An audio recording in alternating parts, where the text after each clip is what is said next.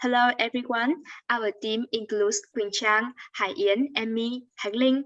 Today I would like to introduce our presentation with the aim to compare and contrast the single-sex education and mixed-sex education.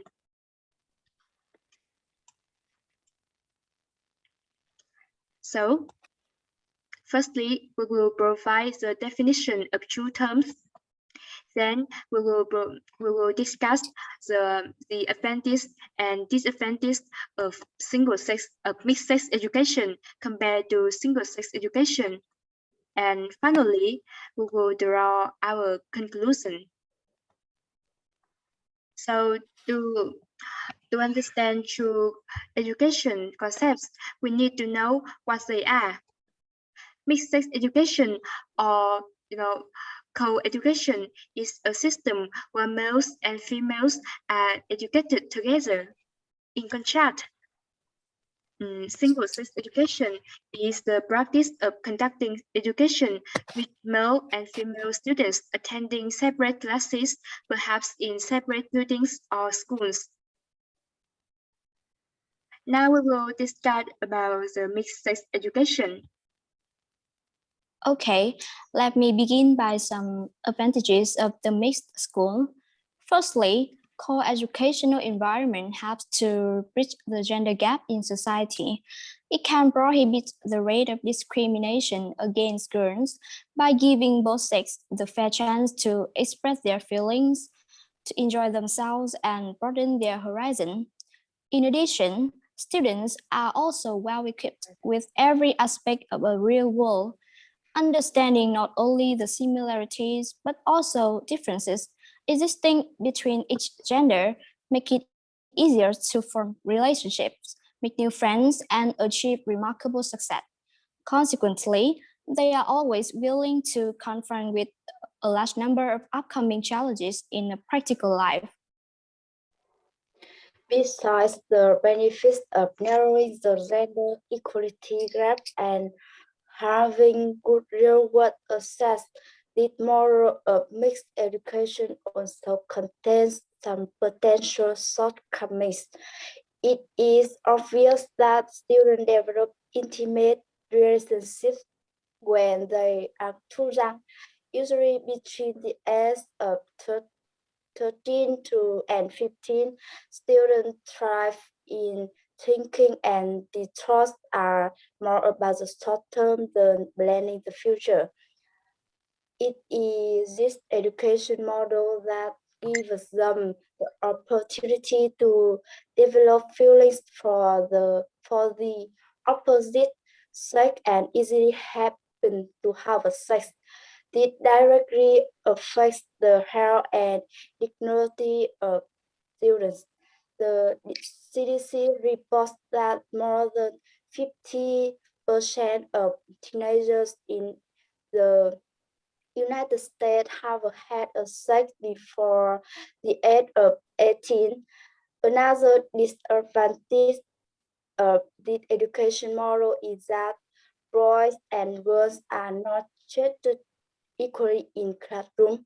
According to a survey by Professor Daryl Spender, we can easily see that when male students ask questions or challenge teachers, they receive respect and reward. On the contrary, if female students act like this, they will receive punishment and rebuke. The same is true of the score when students work on a topic together.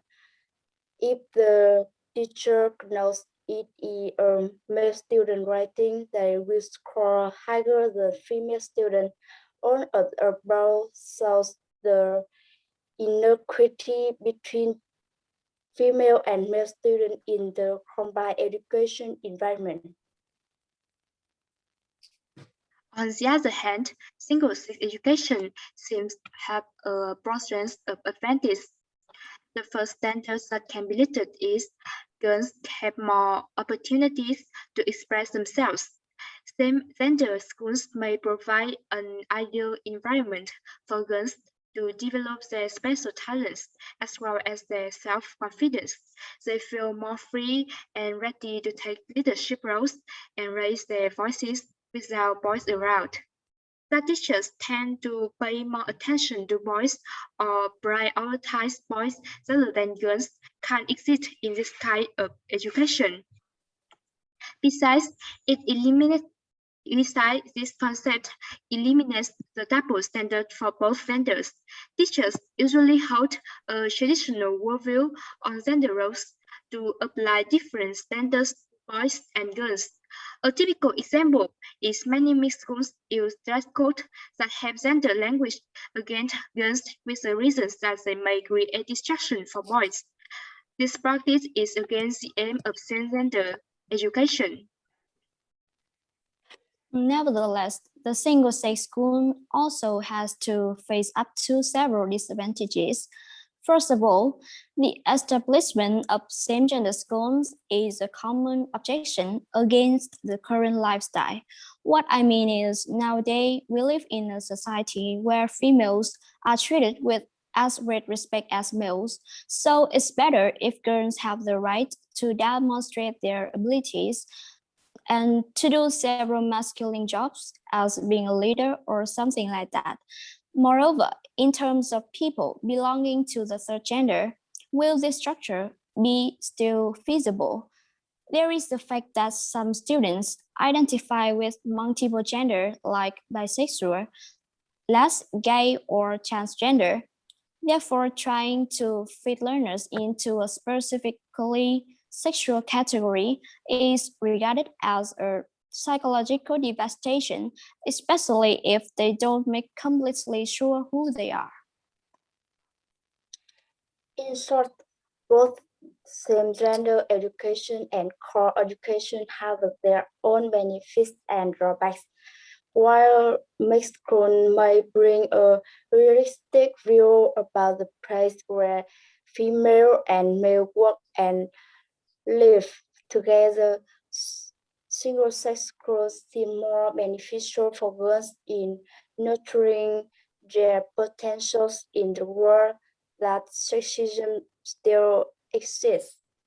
On the other hand, true practices both headed for gender equality, but both of them also stimulate adverse effects to some extent. It is obvious that they don't completely meet the requirements of a liberal and equal education designed to accommodate all gender identities. However, understanding true concepts clearly may be the first step to build an ideal education that every student is treated equally. This is just our group's view on the pros and cons of true school models. So if you think differently, share your ideas with us. Thanks for listening.